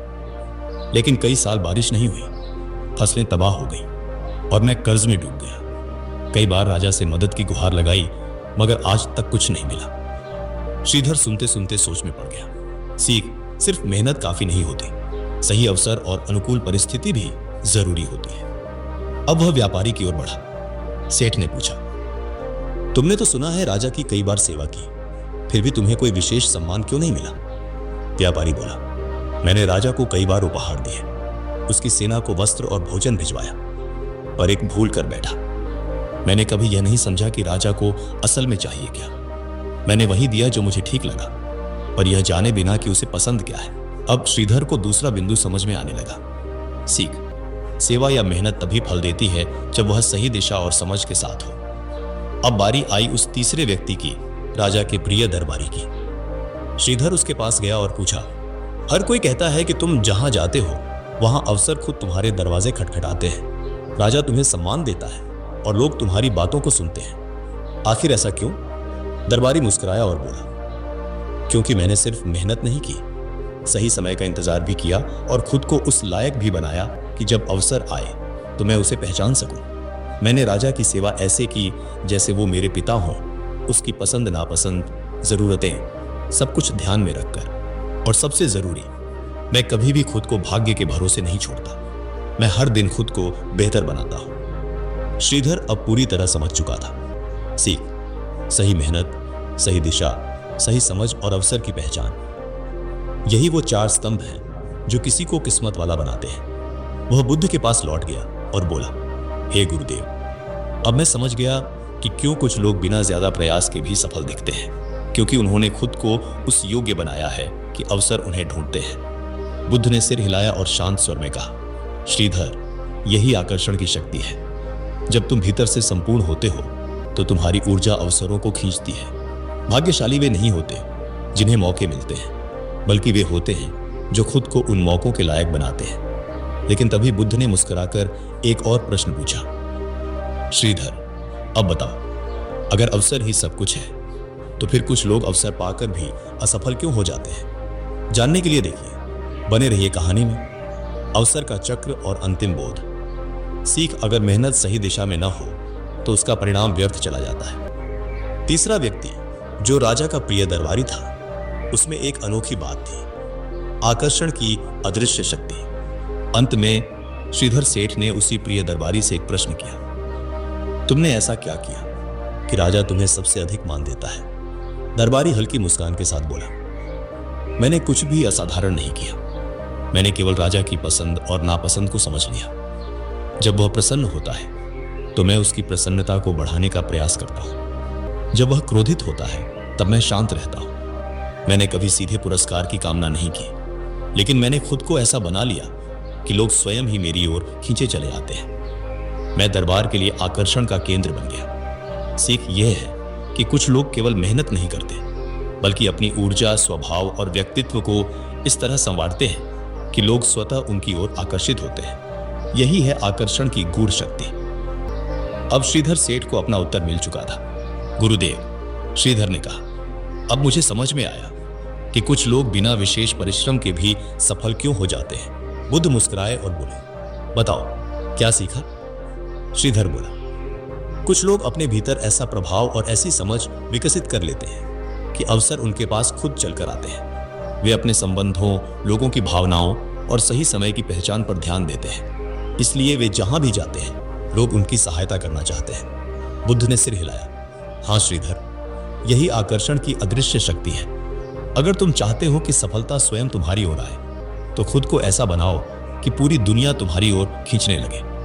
लेकिन तभी बुद्ध ने एक और प्रश्न पूछा, अगर आकर्षण की शक्ति इतनी प्रभावशाली है तो फिर कुछ लोग सब कुछ सही करने के बावजूद भी अकेले क्यों रह जाते हैं? इस प्रश्न ने श्रीधर को फिर से सोचने पर विवश कर दिया। उत्तर उसे बाद में मिला, जब वह एक वृद्ध संत और उसके 3 शिष्यों से मिला। 3 शिष्य और 3 अलग जीवन। श्रीधर ने देखा कि एक वृद्ध संत के 3 शिष्य हैं। पहला शिष्य बहुत परिश्रमी था, लेकिन वह सदैव अकेला रहता था। दूसरा शिष्य बहुत ज्ञानी था, लेकिन कोई उसका आदर नहीं करता था। तीसरा शिष्य शांत, विनम्र और सबका प्रिय था। श्रीधर ने संत से पूछा, गुरुदेव, ये तीनों आपके शिष्य हैं, फिर भी इनकी जिंदगियां इतनी अलग क्यों हैं? संत मुस्कुराए और बोले, पहले शिष्य ने परिश्रम तो किया, लेकिन उसने कभी किसी से प्रेम या सहयोग नहीं किया, इसलिए वह अकेला ही रह गया। दूसरे शिष्य ने बुद्धि से कार्य तो किया, लेकिन उसने कभी दूसरों की भावनाओं की कद्र नहीं की, इसलिए किसी ने उसका सम्मान नहीं किया। तीसरे शिष्य ने न केवल मेहनत की, बल्कि वह समझदार भी बना। और सबसे आवश्यक बात, उसने संबंधों का मूल्य समझा। उसने प्रेम, सहयोग और आदर के साथ दूसरों से जुड़ना सीखा, इसलिए वह सबसे आगे निकला। अंतिम ज्ञान, असली सफलता क्या है? अब श्रीधर सेठ को सब स्पष्ट हो चुका था। गुरुदेव, उसने कहा, अब मुझे यह समझ आ गया है कि सच्ची सफलता केवल मेहनत, भाग्य या आकर्षण से नहीं मिलती। इसके साथ साथ अच्छे संबंध भी उतने ही जरूरी हैं। बुद्ध मुस्कुराए और बोले, ठीक कहा श्रीधर, दुनिया में जो भी बड़ा बनता है वह अकेला नहीं होता, उसके पीछे अनेक लोग खड़े होते हैं। बुद्ध के समय की बात है। वो एक ऐसा युग था जब लोग अपने मन की चंचलता से बेहद परेशान थे। हर व्यक्ति चाहता था कि उसका मन स्थिर रहे, लेकिन मन था कि भटकाव का रास्ता छोड़ता ही नहीं था। कहीं लालच, कहीं मोह, कहीं भय, कहीं ईर्ष्या, हर दिशा में मन दौड़ता था और इंसान की शांति भंग हो जाती थी। ऐसे ही एक दिन एक युवक बुद्ध के पास आया। वो युवक एक व्यापारी था जो अपने जीवन में सब कुछ पा चुका था, लेकिन उसके भीतर की बेचैनी खत्म नहीं हो रही थी। उसने बुद्ध से कहा, भगवान, मैं दिन रात ध्यान करने की कोशिश करता हूं, लेकिन मेरा मन भटकता रहता है। मैं करोड़ों की संपत्ति का मालिक हूं, लेकिन शांति के नाम पर मेरे पास शून्य है। क्या आप मुझे कोई ऐसी गुप्त विधि बताएंगे जिससे मेरा मन स्थिर हो जाए और मैं सच्ची खुशी पा सकूं? बुद्ध मुस्कुराए। वे जानते थे कि संसार का हर व्यक्ति इसी समस्या से जूझ रहा था। उन्होंने उस युवक को पास बुलाया और कहा, तुम्हें एक कार्य करना होगा। जाओ, जंगल में रहो और जब तक अपने भीतर के 5 भटकावों को पहचान न लो, लौटना मत। युवक ने पूछा, ये 5 भटकाव क्या हैं? बुद्ध ने उत्तर दिया, पहला लालच, दूसरा क्रोध, तीसरा मोह, चौथा भय और 5वां अभिमान। जब तुम इन 5 को पहचान लोगे और जान जाओगे कि ये तुम्हारे भीतर कैसे खेलते हैं, तब मैं तुम्हें अगली विधि बताऊंगा। युवक ने वैसा ही किया। वो जंगल में चला गया और ध्यान करने लगा। पहले ही दिन उसे अपने लालच का अनुभव हुआ। उसे लगा कि यदि मैं मन को वश में कर लूं तो मैं और अमीर बन जाऊंगा, मैं और ताकतवर बन जाऊंगा। उसने खुद से पूछा, क्या मैं ध्यान इसलिए कर रहा हूं? उसने अपने लालच को पकड़ा और देखा कि यही लालच उसका मन भटकाता है। दूसरे दिन उसे क्रोध का अनुभव हुआ। जब ध्यान में बैठा तो उसे अपने विरोधियों की याद आने लगी। उसने खुद से कहा कि मैं ध्यान इसलिए कर रहा हूं कि मैं अपने दुश्मनों से बदला ले सकूं। उसने देखा कि उसका क्रोध ही उसकी ऊर्जा को खा रहा है। तीसरे दिन मोह सामने आया। उसने अपने परिवार, अपनी संपत्ति, अपने मित्रों के बारे में सोचा। उसे लगा कि अगर वो मन पर विजय पाले तो वो सबको नियंत्रित कर सकेगा। ये भी मोह था। चौथे दिन भय आया। उसे लगा कि यदि वो अपने मन को वश में नहीं कर सका तो क्या होगा? कहीं वो पागल ना हो जाए, कहीं जीवन असफल ना हो जाए। भय ने उसकी चेतना को जकड़ लिया। 5वें दिन अभिमान आया। उसे महसूस हुआ कि यदि वो इस विधि में सफल हो गया तो संसार का सबसे बड़ा ज्ञानी बन जाएगा, लोग उसे पूजेंगे। ये भी एक जाल था। युवक ने 5 भटकामों को पहचाना। अब वो बुद्ध के पास लौट आया। बुद्ध ने देखा कि युवक के चेहरे पर गंभीरता है। वो अब पहले जैसा नहीं था। उसकी आंखों में एक नई चमक थी। युवक ने कहा, भगवान, मैंने अपने भीतर के 5 भटकाव देख लिए हैं। अब मुझे वो गुप्त विधि बताइए जिससे मेरा मन स्थिर हो सके। बुद्ध ने उसे पास बुलाया और एक बहुत ही गहरी बात कही। उन्होंने कहा, सुनो, जब तक तुम अपने मन के भटकावों को बाहरी मानते रहोगे वे तुम्हें घेरते रहेंगे, लेकिन जब तुम जान जाओगे कि ये सब तुम्हारे ही भीतर हैं और तुम इन्हें देख पाते हो तो इनकी शक्ति कम होने लगेगी। अब मैं तुम्हें वो गुप्त मंत्र देता हूं जिसे जानकर तुम्हारा मन कभी भटकेगा नहीं। ये मंत्र बहुत सरल है, लेकिन इसे साधना में उतारना कठिन है। मंत्र है अपदीपो भव। इसका अर्थ है अपने स्वयं के दीपक बनो। युवक ने पूछा, भगवान, क्या इसका अर्थ यह है कि मैं अपने लिए स्वयं मार्गदर्शक बनूं? बुद्ध मुस्कुराकर कहा, हाँ, जब तक तुम दूसरों के बताए मार्ग पर चलोगे तुम्हारा मन भटकेगा। जब तुम अपने भीतर के दीपक को जलाओगे तब तुम्हें किसी और की रोशनी की जरूरत नहीं पड़ेगी। युवक ने फिर पूछा, लेकिन भगवान, ये दीपक कैसे जलाऊं? बुद्ध ने उत्तर दिया, प्रत्येक साहस के साथ सजग रहो। जब खाओ तब खाओ, जब चलो तब चलो, जब सोचो तब सोचो, लेकिन ये जानकर सोचो कि मैं सोच रहा हूं। ये जानकर खाओ कि मैं खा रहा हूं। मन को अपने हर कार्य में जागरूकता से भर दो। यही सबसे बड़ी साधना है। युवक ने कहा, भगवान, क्या ये सच में इतना सरल है? बुद्ध बोले, हाँ, ये सरल है, लेकिन मन की आदतें पुरानी हैं। वो बार बार भटकेगा। हर बार जब भटके तुम उसे प्यार से वापस लाओ। उसे डांटो मत, उसे मारो मत, बस प्यार से कहो कि आ जाओ, मैं तुम्हें देख रहा हूं। धीरे धीरे मन शांत हो जाएगा। जब तुम बार बार सजग रहोगे तुम्हारा मन तुम्हारे नियंत्रण में आ जाएगा। युवक ने उस दिन से यही करना शुरू कर दिया। उसने हर पल सजग रहना शुरू किया। जब वो अपने व्यापार में बैठता तब वो अपने मन की गति को देखता। जब किसी से बात करता तब भी देखता कि उसका मन क्या सोच रहा है। धीरे धीरे उसका मन स्थिर हो गया। उसे एहसास हुआ कि संसार में असली विजय बाहर की नहीं होती बल्कि अपने भीतर की होती है। वो जान गया कि मन की गति को जान लेना ही ध्यान है। वो समझ गया कि ये कोई जादू की विद्या नहीं बल्कि जीवन की सबसे सरल लेकिन सबसे अनदेखी कला है। कुछ महीनों बाद वो युवक फिर बुद्ध के पास गया। इस बार उसके चेहरे पर गहरी शांति थी। उसने बुद्ध से कहा, भगवान, अब मेरा मन कहीं नहीं भटकता। अब मैं जान गया हूं कि जो सजग हो जाता है वही सच्चा विजेता बनता है। अब ना तो मैं लालच में पड़ता हूं, ना क्रोध में, ना भय सताता है, ना अभिमान। अब मैं हर क्षण जागरूक हूं। बुद्ध ने कहा, ये मत समझो कि अब तुम्हें अभ्यास की जरूरत नहीं। सजगता एक ऐसा दीपक है जिसे रोज जलाना पड़ता है।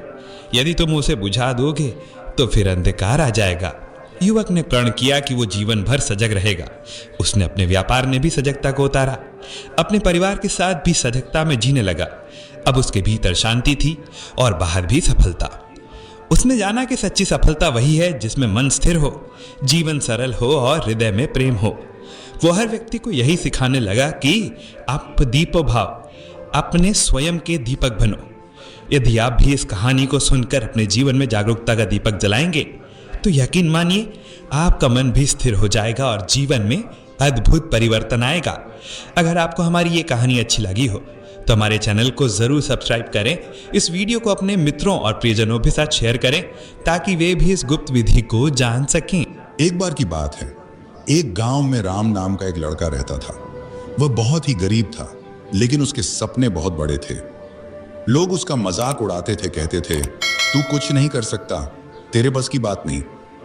लेकिन राम चुपचाप अपने सपने को दिल में लेकर मेहनत करता रहा। हर सुबह सूरज उगने से पहले वह उठता, खेतों में काम करता और फिर स्कूल जाता। उसके पास किताबें नहीं थी तो वह दूसरों से पुरानी किताबें मांगकर पढ़ता। रात को लालटेन की रोशनी में पढ़ाई करता जब बाकी बच्चे सो रहे होते। एक दिन गांव में एक प्रतियोगिता हुई, ज्ञान का राजा। जो भी जीतता उसे शहर जाकर पढ़ने का मौका मिलता। सब अमीर बच्चों ने भाग लिया, राम ने भी। लोग हंसे लेकिन राम ने हार नहीं मानी। प्रतियोगिता में जब सवाल पूछे गए तो राम के उत्तर सबको चौंका गए। उसके ज्ञान, उसकी मेहनत और आत्मविश्वास ने उसे विजेता बना दिया। राम शहर गया, पढ़ा, बड़ा अफसर बना। सालों बाद जब वह अपने गांव लौटा तो वही लोग जो उस पर हंसते थे अब तालियां बजा रहे थे। राम ने सिर्फ इतना कहा, अगर ठान लो तो कोई भी सपना अधूरा नहीं रहता। मेहनत हमेशा रंग लाती है। गांव में राम की वापसी एक उत्सव बन गई थी। बच्चे उसे घेर कर खड़े हो गए, बूढ़े बुजुर्ग आशीर्वाद देने लगे और जो लोग कभी उस पर हंसा करते थे अब उसकी तारीफों के पुल बांध रहे थे। राम ने गांव के चबूतरे पर खड़े होकर कहा, मुझे अफसोस नहीं कि मेरे पास बचपन में नए कपड़े नहीं थे। मुझे दुख नहीं कि मुझे भूखे पेट पढ़ाई करनी पड़ी, क्योंकि वही संघर्ष मेरी सबसे बड़ी ताकत बन गया। भीड़ एकदम शांत थी। सबकी आंखों में एक सवाल था, राम तू कैसे कर पाया? राम मुस्कुराया और बोला, जब मैं खेत में काम करता था तब मिट्टी से सीखता था। धैर्य, जब मैं लालटेन की रोशनी में पढ़ता था तब अंधेरे से सीखता था। उम्मीद, जब लोग मेरा मजाक उड़ाते थे तब मैं उनसे सीखता था। सहनशीलता, हर दिन मैंने खुद से एक वादा किया कि हार नहीं मानूंगा, और जब रास्ता नहीं दिखता था तो मैं खुद रास्ता बनाता था। गांव के एक बुजुर्ग ने पूछा, बेटा अब जब तू इतना बड़ा बन गया है तो हमें क्या सीख दे जाएगा? राम ने जवाब दिया, मैं यहां स्कूल बनवाऊंगा ताकि कोई और बच्चा किताबों के लिए तरसे नहीं। मैं पुस्तकालय बनवाऊंगा ताकि ज्ञान तक पहुंच सबके लिए आसान हो। और सबसे जरूरी बात, मैं यह बताने आया हूं कि गरीबी कमजोरी नहीं होती अगर इरादा मजबूत हो। उसकी बातें सुनकर गांव के युवाओं में नई ऊर्जा आ गई। कई लड़कों ने तय किया कि अब वे भी आगे बढ़ेंगे। कुछ ने पुरानी किताबें निकाली, कुछ ने राम से सलाह मांगी। राम हर किसी से मिला, हर सवाल का जवाब दिया। राम ने गांव के स्कूल में एक बोर्ड लगवाया, सपने देखने वालों को नींद नहीं आती और जो नींद में रहते हैं वो कभी सपने नहीं पूरे कर पाते। वो हर महीने गांव आता, बच्चों को पढ़ाता, उनकी मुश्किलें सुनता। धीरे धीरे गांव का चेहरा बदल गया। जहां पहले निराशा थी वहां अब उम्मीद थी। जहां पहले ताने थे वहां अब ताली थी। राम की कहानी सिर्फ उसकी नहीं थी, वह हर उस इंसान की कहानी बन गई जो हालात से हार नहीं मानते। समय बीता, लेकिन गांव के बच्चे आज भी कहते हैं, अगर राम कर सकता है तो हम भी कर सकते हैं। साल दर साल बीतते गए। राम का सपना सिर्फ उसकी अपनी सफलता तक सीमित नहीं रहा। उसने गांव को बदलने की ठान ली थी। उसने गांव में एक कोचिंग सेंटर खोला जहां गरीब बच्चों को मुफ्त में पढ़ाया जाता था। उसने शहर से शिक्षकों को बुलवाया और कुछ पढ़े लिखे युवाओं को गांव लौटने के लिए प्रेरित किया। एक दिन एक छोटा बच्चा अर्जुन राम के पास आया। उसकी आंखों में वही चमक थी जो कभी राम की आंखों में हुआ करती थी। वह बोला, सर मैं भी आपकी तरह बड़ा आदमी बनना चाहता हूं। राम मुस्कुराया, उसके सिर पर हाथ रखकर बोला, बेटा बड़ा आदमी बनने से पहले अच्छा इंसान बनो, सफलता खुद पीछे आएगी। अर्जुन ने पढ़ाई शुरू की। रोज आता, रोज मेहनत करता। राम उसे देखकर खुद के पुराने दिनों को याद करता। जैसे जैसे अर्जुन बढ़ता गया वैसे वैसे उसकी लगन और तेज होती गई। गांव के अन्य बच्चे भी उससे प्रेरित होकर पढ़ाई में लग गए। एक बार अर्जुन ने राम से पूछा, सर जब आपके पास कुछ नहीं था तब आपने हिम्मत कैसे रखी? राम ने गहरी सांस ली और बोला, बेटा जब मन में विश्वास हो कि रास्ता जरूर निकलेगा तो अंधेरा भी रोशनी बन जाता है। आप यह कहानी मेडिटेटिव बुधा चैनल पर सुन रहे हैं। एक दिन जरूर आएगा जब लोग मेरी कहानी सुनेंगे। फिर एक दिन ऐसा आया जब अर्जुन ने एक बड़ी परीक्षा में टॉप किया। वह टीवी चैनलों पर आया, अखबारों में छपा। किसी ने पूछा, तुम्हारे इस सफर का असली हीरो कौन है? अर्जुन ने मुस्कुराकर कहा, राम सर, जिन्होंने मुझे सपने देखना सिखाया और फिर उन्हें पूरा करना भी। राम दूर खड़ा यह सब देख रहा था। उसकी आंखों में आंसू थे, गर्व के, संतोष के और उस भावना के जिसे शब्दों में नहीं ढाला जा सकता। उस दिन राम को महसूस हुआ कि असली सफलता सिर्फ ऊंचा उठना नहीं है, बल्कि औरों को ऊपर उठने में मदद करना है। गांव अब बदल चुका था। वहां अब हर गली में एक सपना पलता था। हर घर में मेहनत की एक नई परिभाषा लिखी जा रही थी। और उस बदलाव की शुरुआत राम नाम के एक साधारण लड़के ने की थी, जिसने कभी हार नहीं मानी थी। क्योंकि जब एक इंसान सच्चे दिल से बदलने की ठान लेता है, तो उसके पीछे पूरा गांव, पूरा समाज और पूरा भविष्य बदल जाता है। समय अपनी गति से चलता रहा। राम अब उम्र दराज हो चुका था। उसके बालों में सफेदी आ चुकी थी, पर उसकी आंखों में अब भी वही चमक थी, बदलाव की, उम्मीद की। गांव के हर कोने में अब उसकी मेहनत की छाप दिखती थी। स्कूल, पुस्तकालय, कोचिंग सेंटर, विज्ञान प्रयोगशाला और एक बालिका शिक्षा केंद्र, सब उसकी सोच की उपज थे। लोग उसे गांव का दीपक कहने लगे थे, क्योंकि उसने अंधेरे में उजाला फैलाया था। एक दिन गांव में एक बड़ा समारोह आयोजित किया गया। मंच सजा, लोग जुटे और सबसे आगे राम बैठा था, सादा कुर्ता पायजामा पहने, हाथ में छड़ी ली।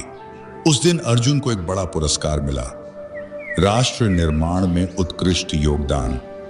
वह अब एक IAS अधिकारी बन चुका था और देश के गरीब बच्चों के लिए शिक्षा सुधारों पर काम कर रहा था। अर्जुन मंच पर आया और बोलना शुरू किया, आज जो कुछ भी हूं, उस आदमी की वजह से हूं जो चुपचाप अपना जीवन दूसरों की सेवा में लगा रहा है। उन्होंने न सिर्फ मुझे पढ़ाया, बल्कि मेरे भीतर खुद पर विश्वास करना सिखाया। वो मेरे गुरु हैं, मेरे पथ प्रदर्शक। फिर अर्जुन मंच से उतरा, राम के पास गया और सबके सामने उनके चरणों में झुक गया। पूरा मैदान तालियों से गूंज उठा। राम की आंखों से आंसू बह निकले, पर उसमें कोई कमजोरी नहीं थी। वह संतोष, कृतज्ञता और आत्मसंतुष्टि का प्रतीक था। राम ने अर्जुन से कहा, बेटा, अब तू मेरी जगह ले। अब यह मशाल तू आगे ले जाएगा। मैं देख रहा हूं, अब यह गांव तेरे हाथों में और भी ऊंचाइयों तक जाएगा। अर्जुन ने वादा किया, मैं हर उस बच्चे तक पहुंचूंगा जो आज भी अंधेरे में है। मैं हर दरवाजा खोलूंगा जिसे गरीबी ने बंद कर रखा है।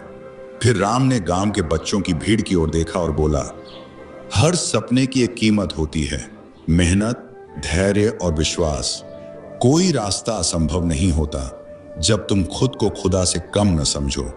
इसके बाद गांव में हर साल राम प्रेरणा दिवस मनाया जाने लगा, जिसमें बच्चों को उनकी कहानियां सुनाई जाती। उन्हें यह सिखाया जाता कि असली नायक वे होते हैं जो दूसरों को भी नायक बना देते हैं। राम की कहानी अब सिर्फ एक कहानी नहीं रही, वह एक परंपरा बन गई थी। एक बीज जो उसने अपने खून पसीने से बोया था, अब वट वृक्ष बन चुका था और उसकी छाया में एक नया भारत खड़ा हो रहा था। क्योंकि जब एक साधारण इंसान असाधारण इरादा कर ले, तो वह अकेला पूरी पीढ़ी का भाग्य बदल सकता है। समारोह के कुछ महीनों बाद राम धीरे धीरे कमजोर होने लगे। उम्र का असर अब उनके शरीर पर साफ दिखता था, लेकिन उनके मन में अब भी जोश था। वे रोज सुबह अपने स्कूल के आंगन में बैठ जाते, बच्चों को खेलते, पढ़ते और हंसते हुए देखते। वही बच्चे जिनके भविष्य के लिए उन्होंने अपनी पूरी जिंदगी लगा दी थी। एक शाम राम स्कूल के पेड़ के नीचे बैठकर पुराने दिनों को याद कर रहे थे। तभी अर्जुन आया और उनके पास बैठ गया। उसने कहा, सर, सरकार ने आपको पद्म श्री देने का निर्णय लिया है। देश अब आपके योगदान को सम्मानित करने जा रहा है। राम मुस्कुराए और बोले, मुझे सबसे बड़ा पुरस्कार तब मिला था जब तुमने मुझसे कहा था, मैं आपकी तरह बनना चाहता हूं। और अब जब तुम हजारों बच्चों के प्रेरणा बन चुके हो, मुझे लगता है मेरा जीवन सफल हो गया। अर्जुन की आंखें नम हो गईं। उसने कहा, सर, आज अगर देश मुझे जानता है तो वो आपकी वजह से है। कुछ दिन बाद राम की तबीयत अचानक बिगड़ गई। गांव के लोग, बच्चे, युवा सब दौड़े चले आए। स्कूल की हर दीवार, हर कोना उनके नाम से गूंजने लगा। डॉक्टर ने बताया कि राम के पास अब ज्यादा समय नहीं है। राम ने अंतिम समय में अर्जुन को पास बुलाया। बहुत धीमी आवाज में बोले, बेटा, अब ये यात्रा पूरी हो रही है। लेकिन यह आग कभी बुझनी नहीं चाहिए। तुम ये वादा करो कि शिक्षा की लौ जलती रहेगी, हर गांव तक, हर दिल तक पहुंचेगी। अर्जुन ने उनका हाथ पकड़कर वादा किया, सर, मैं आपके सपने को कभी मरने नहीं दूंगा। राम की आंखों में एक संतोष की चमक थी। उन्होंने एक आखिरी बार गांव की ओर देखा। वो स्कूल, वो पुस्तकालय, वो नन्हे बच्चे जिनमें अब आत्मविश्वास था। फिर उनकी आंखें धीरे धीरे बंद हो गईं। गांव में शोक छा गया, लेकिन साथ ही एक नई ऊर्जा भी जागी। राम का अंतिम संस्कार पूरे सम्मान के साथ हुआ। गांव के बच्चे हाथ में मोमबत्तियां लिए उनके बनाए स्कूल की सीढ़ियों पर बैठे एक स्वर में कह रहे थे, हम भी राम सर बनेंगे। सरकार ने गांव के उस स्कूल का नाम बदलकर राम प्रेरणा विद्यालय रखा। हर साल वहां एक प्रेरणा सप्ताह मनाया जाने लगा, जिसमें देश भर से समाज सेवी, शिक्षक और विद्यार्थी आते और राम की जीवन यात्रा से प्रेरणा लेते। अर्जुन ने शिक्षा मंत्रालय में रहते हुए ग्राम शिक्षा योजना की शुरुआत की, जिसमें हर पिछड़े गांव में एक राम केंद्र खोला जाता। एक ऐसा स्थान जहां न सिर्फ पढ़ाई होती, बल्कि सपनों को आकार दिया जाता। राम अब नहीं थे, लेकिन उनकी सोच, उनकी प्रेरणा और उनका संघर्ष हर बच्चे की मुस्कान में जिंदा था। क्योंकि असली महानता मरने के बाद भी जिंदा रहती है, कामों में, सपनों में और आने वाली पीढ़ियों की आंखों की चमक में। राम अब इस संसार में नहीं थे, लेकिन उनके विचार, उनकी शिक्षाएं और उनका समर्पण गांव के कण कण में जीवित था। राम प्रेरणा विद्यालय सिर्फ एक स्कूल नहीं था, वह एक आंदोलन बन चुका था। हर सुबह जब बच्चे प्रार्थना करते तो वे राम सर को याद करके कहते, हमें भी वैसा ही बनना है जो खुद तो सीखे और औरों को भी सिखाए। अर्जुन ने राम के स्वप्न को और भी ऊंचाई दी। उसने अपने पद का उपयोग करके पूरे राज्य में एक गांव, एक गुरु अभियान शुरू किया। इस योजना का उद्देश्य था कि हर गांव में एक ऐसा व्यक्ति तैयार किया जाए जो बच्चों को शिक्षा के साथ साथ जीवन जीने की कला भी सिखा सके, जैसे राम ने किया था। गांव के युवाओं में क्रांति आ चुकी थी। जो कभी पढ़ाई से डरते थे, अब शिक्षक बनने का सपना देख रहे थे। लड़कियां, जिन्हें पहले स्कूल भेजने से रोका जाता था, अब प्रथम स्थान ला रही थी। राम की प्रेरणा ने सिर्फ शिक्षा नहीं बदली, बल्कि सोच को भी बदल दिया। राम के पुराने कमरे को एक संग्रहालय में बदल दिया गया। उस कमरे में उनकी पुरानी कुर्सी, उनकी डायरी और वह लालटेन रखी गई थी जिससे वे रातों को बच्चों को पढ़ाया करते थे। लोग दूर दूर से आते, उस कमरे को निहारते और एक साधारण इंसान की असाधारण यात्रा से प्रेरणा लेते। एक दिन अर्जुन गांव के बच्चों के साथ बैठा हुआ था। उनमें से एक बच्ची ने पूछा, सर, क्या राम सर ने कभी विदेश नहीं देखा? अर्जुन मुस्कुराया और बोला, नहीं, लेकिन उन्होंने लाखों दिलों का सफर तय किया है। विदेश जाना जरूरी नहीं होता, अगर आप दिलों में बस जाओ। उसी बच्ची ने फिर कहा, मैं भी बड़ी होकर वैसी ही बनना चाहती हूं। अर्जुन ने कहा, तो आज से तुम भी इस प्रेरणा की ज्योत हो। समय बीतता गया और अब उस छोटे से गांव से निकले दर्जनों विद्यार्थी देश के कोने कोने में शिक्षक, अधिकारी, वैज्ञानिक और समाज सेवी बनकर फैल चुके थे। वे जहां भी जाते एक बात हमेशा कहते, हम राम सर के विद्यार्थी हैं। राम की याद में हर साल एक संवेदना सप्ताह भी मनाया जाने लगा, जिसमें सिर्फ पढ़ाई ही नहीं होती थी, बल्कि नैतिकता, सेवा, करुणा और इंसानियत की शिक्षाएं दी जाती। छोटे छोटे बच्चे जो कभी किताबों से डरते थे, अब मंच पर खड़े होकर कहते, हमारी प्रेरणा राम सर है। राम का जीवन यह सिखा गया कि परिवर्तन के लिए करोड़ों नहीं, बस एक सच्चा इरादा चाहिए। और जब एक इरादा पूरी ईमानदारी से निभाया जाए, तो वह सिर्फ एक गांव नहीं, बल्कि पूरे देश की तकदीर बदल सकता है। राम की कहानी अब किताबों में दर्ज नहीं, बल्कि बच्चों के सपनों में जी रही थी। और यही थी एक गुरु की सबसे बड़ी जीत। राम की मृत्यु के बाद वर्षों बीत गए, लेकिन गांव की मिट्टी में अब भी उनकी आत्मा का स्पर्श महसूस किया जा सकता था। राम प्रेरणा विद्यालय की दीवारों पर उनकी तस्वीर के नीचे लिखा था, जो दूसरों का जीवन संवार जाए, वही सच्चा जीवन जीता है। अर्जुन अब शिक्षा सचिव बन चुके थे, लेकिन उनका दिल हमेशा गांव में ही रहता था। हर महीने वे छुट्टी लेकर गांव आते, बच्चों के साथ बैठते, कहानियां सुनाते, उनकी कॉपियां जांचते और उन्हें सिखाते कि सपनों को पकड़ने के लिए उड़ान नहीं, साहस चाहिए। गांव में एक नई पीढ़ी तैयार हो रही थी, तकनीक से जुड़ी, विज्ञान में रुचि रखने वाली और फिर भी अपने संस्कारों से जुड़ी हुई। राम का सपना अब डिजिटल रूप ले चुका था। विद्यालय में कंप्यूटर लैब बन चुकी थी, ऑनलाइन कक्षाएं चल रही थीं और गांव के बच्चे अब अंतरराष्ट्रीय प्रतियोगिताओं में भाग लेने लगे थे। लेकिन विकास सिर्फ शिक्षा तक सीमित नहीं रहा।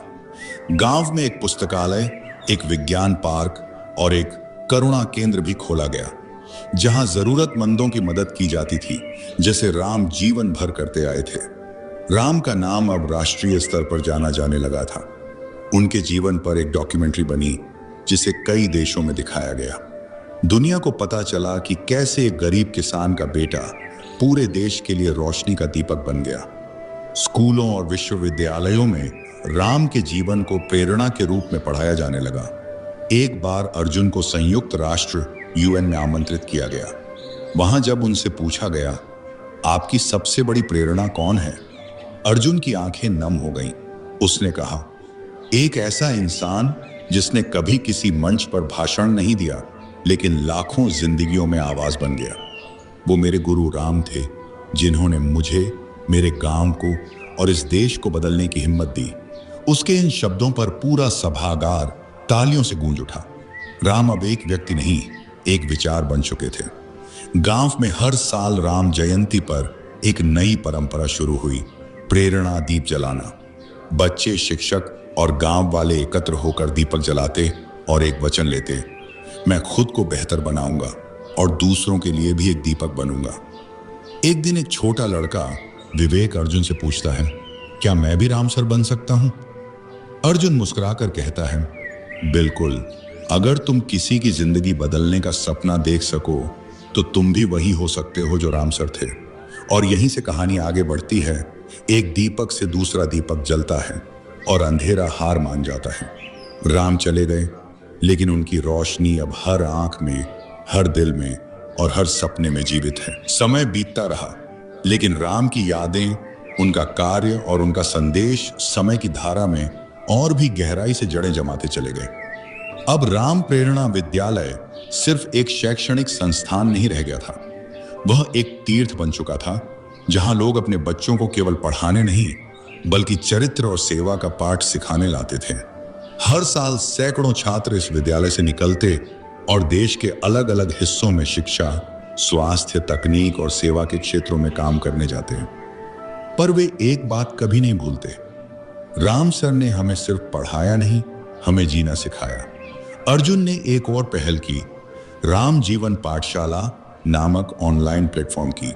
इसमें राम के जीवन से जुड़े संस्मरण, उनके द्वारा कही गई बातें, उनकी शिक्षाएं और छात्रों के लिए जीवन प्रबंधन की तकनीकें उपलब्ध करवाई गई। देश भर के लाखों छात्र जुड़ गए। उस प्लेटफॉर्म का उद्घाटन करते हुए अर्जुन ने कहा, गुरु वही होता है जो मरने के बाद भी सिखाता रहे। इसी बीच गांव की एक साधारण लड़की मीरा, जिसने कभी राम सर से पहली बार किताब पकड़ना सीखा था, अब अंतर्राष्ट्रीय स्तर की शिक्षाविद बन चुकी थी। उसने एक सम्मेलन में भाषण देते हुए कहा, जब मैं छोटी थी तो मुझसे कहा गया कि लड़कियां ज्यादा नहीं पढ़ पाती, लेकिन राम सर ने कहा था, तू सूरज की रोशनी है मीरा, तुझसे उजाला होगा। और आज मैं जहां हूं उन्हीं शब्दों की वजह से हूं। मीरा ने गांव लौटकर राम नारी शिक्षा केंद्र की स्थापना की, जहां सिर्फ लड़कियों को नहीं बल्कि माताओं और दादियों को भी पढ़ना लिखना सिखाया जाता था। गांव की गलियों में अब छोटे बच्चों की आवाजें गूंजती थीं, मैं भी मीरा दीदी बनूंगी, मैं भी अर्जुन सर जैसा बनूंगा, मैं भी राम सर की तरह बनूंगा। राम की पत्नी नहीं थी, न ही कोई संतान, पर आज सैकड़ों हजारों बच्चे उन्हें बाबा राम, गुरु राम और जनक राम कहकर पुकारते थे। एक दिन अर्जुन राम की समाधि पर पुष्प अर्पित करने गया। वहां एक पत्थर पर खुदे शब्दों को उसने ध्यान से पढ़ा। जिसने एक दीप जलाया उसने पूरी दुनिया को रोशन कर दिया। उसने आंखें बंद की और राम की आवाज अपने भीतर सुनी, सफर लंबा है अर्जुन, पर तुम अकेले नहीं हो। हर उस बच्चे की आंखों में मैं जिंदा हूं जो सपने देखता है। अर्जुन की आंखें खुली, वह मुस्कुराया और फिर धीमे कदमों से विद्यालय की ओर बढ़ गया, जहां बच्चे उसकी प्रतीक्षा कर रहे थे। और राम अब भी वहां मौजूद थे, हवा में, दीवारों में, बच्चों की मुस्कान में। क्योंकि कुछ लोग जीवन जीते हैं और कुछ अमर हो जाते हैं, अपने कर्मों में और दूसरों की आत्मा में। गांव में सुबह का सूरज एक नई ऊर्जा के साथ उगता था। राम प्रेरणा विद्यालय के प्रांगण में अब हर सुबह राष्ट्रीय गान के साथ एक छोटी सी प्रेरणा सभा होती थी, जिसमें एक छात्र राम सर से जुड़ा कोई संस्मरण या उनसे मिली सीख साझा करता था। बच्चे इसे बहुत गंभीरता से लेते थे, क्योंकि उनके लिए यह सिर्फ एक सभा नहीं थी, यह एक व्रत था, हर दिन खुद को बेहतर बनाने का व्रत। अर्जुन अब भी महीने में एक बार गांव आता, लेकिन अब वह अकेला नहीं होता। उसके साथ कई युवा अधिकारी, शिक्षक और समाज सेवी भी आते, जो अर्जुन की तरह राम की प्रेरणा से ही अपने जीवन का मार्ग चुन चुके थे।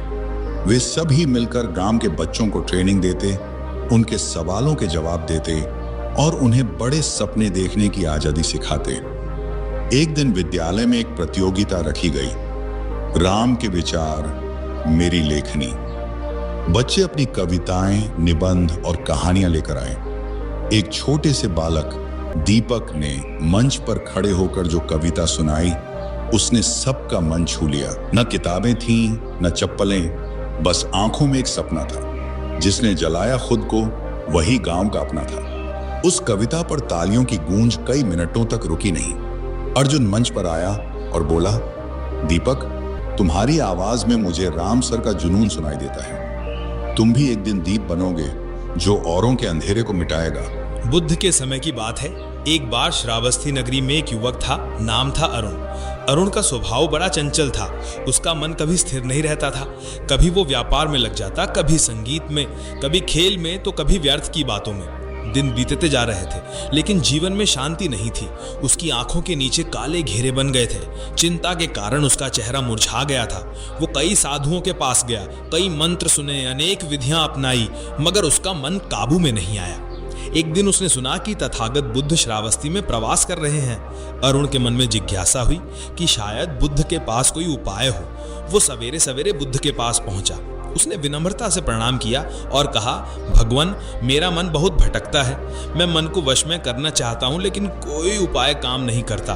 कृपया मुझे कोई ऐसी गुप्त विधि बताइए जिससे मेरा मन मेरे इशारों पर चलने लगे।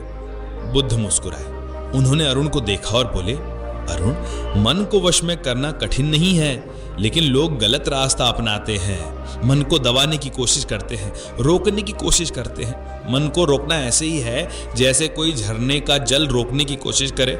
जल को रोकोगे तो वो और तेज बहता है। इसलिए जो मैं तुम्हें बताऊंगा वो गुप्त विधि है, लेकिन सरल भी है। अरुण की आंखों में चमक आ गई। वो पूरी श्रद्धा से बुद्ध की बात सुनने लगा। बुद्ध बोले, पहली बात याद रखो, मन को रोकना नहीं है, बल्कि मन को समझना है। जैसे कोई मालिक अपने नौकर को अच्छी तरह जानता है, उसी तरह मन को जानो। जब मन क्रोध करे तो सिर्फ देखो कि ये क्रोध है। जब मन लोभ करे तो सिर्फ देखो कि ये लोभ है। मन भागे तो भागते हुए मन को देखो। ये देखने की कला स्मृति है। बुद्ध ने आगे कहा, अरुण, गुप्त विधि तुम्हें देता हूं। रोज सवेरे उठो और अपनी सांस को देखो। जब सांस भीतर जाती है, बस देखो कि सांस भीतर जा रही है। जब सांस बाहर आती है, देखो कि सांस बाहर आ रही है। बस इतना ही। कोई कल्पना नहीं करनी, कोई मंत्र नहीं जपना, केवल देखना है। अरुण ने पूछा, भगवान, क्या केवल सांस देखने से मन शांत हो जाएगा?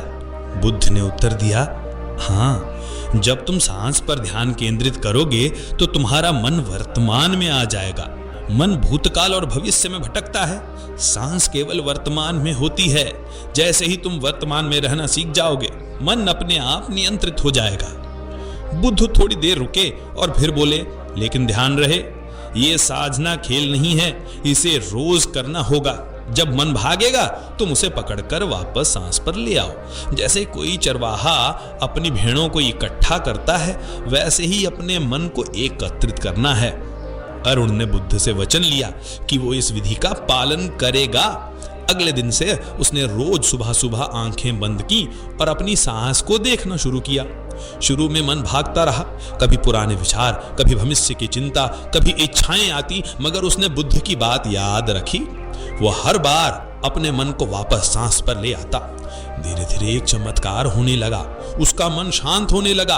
पहले जहां वो एक क्षण भी एकाग्र नहीं हो पाता था, अब वो आधे घंटे तक बिना विचलित हुए सांस को देख सकता था। उसकी आंखों में चमक लौट आई, चेहरा शांत हो गया। लोग पूछते, अरुण तुम्हें क्या हो गया है, अब तुम इतने शांत और प्रसन्न क्यों हो? अरुण मुस्कुराता और कहता, मैंने गुप्त विधि जान ली है, अब मेरा मन मेरे इशारों पर चलता है। समय बीता और उनकी साधना और गहरी होती गई। एक दिन वो फिर बुद्ध के पास आया। उसने कहा, भगवान, जब मैं सांस पर ध्यान करता हूं तो अब मैं केवल सांस नहीं देखता, मैं अपने भीतर के पूरे अस्तित्व को देख पाता हूं। कभी कभी मुझे लगता है कि मैं और सांस अलग नहीं है, सब कुछ एक ही प्रवाह है। बुद्ध ने कहा, अरुण अब तुम सही मार्ग पर हो, यही ध्यान की गहराई है। जब तुम देखते हो कि सांस और जीवन एक ही हैं, जब तुम अपने भीतर की चेतना को देख पाते हो, तब तुम सच में स्वतंत्र हो जाते हो। यही मुक्ति है। अरुण्यभस्य ने कहा, भगवान क्या यही निर्वाण है? बुद्ध ने उत्तर दिया, निर्वाण कोई अलग अवस्था नहीं है। जब मन की भटकन समाप्त होती है, जब तुम हर क्षण में सजग हो जाते हो, जब तुम्हें ये बोध हो जाता है कि सब कुछ अस्थायी है और फिर भी तुम शांत हो जाते हो, वही निर्वाण है। अरुण ने उस दिन से जीवन के हर कार्य में सजगता को उतार लिया। भोजन करते समय, चाहे चलने में, बोलने में, यहाँ तक कि सोने से पहले भी वो अपनी सजगता को बनाए रखता। मन अब उसका दास बन चुका था। जो वो चाहता वही सोचता, जो नहीं चाहता वो नहीं सोचता। समय के साथ अरुण एक महान साधक बन गया। लोग उसके पास आकर पूछते, क्या हमें भी ये गुप्त विधि मिल सकती है? अरुण कहता, यह विधि गुप्त नहीं लेकिन दुर्लभ है, क्योंकि लोग सरल बातों को अपनाते नहीं, वे कठिन उपायों की तलाश में रहते हैं। मैं वही बता रहा हूं जो बुद्ध ने मुझे दिया। अपनी सांस पर ध्यान दो, हर क्षण सजग रहो, बस यही साधना है। इस कहानी का सार यही है कि मन को वश में करने की सबसे गुप्त और प्रभावशाली विधि स्मृति है, यानी कि जागरूकता। जब आप अपने हर विचार, हर भावना, हर सांस को जागरूकता से देखना शुरू कर देते हैं तो धीरे धीरे मन आपका सेवक बन जाता है, आप उसके मालिक बन जाते हैं। धन्यवाद दोस्तों इस वीडियो को देखने के लिए।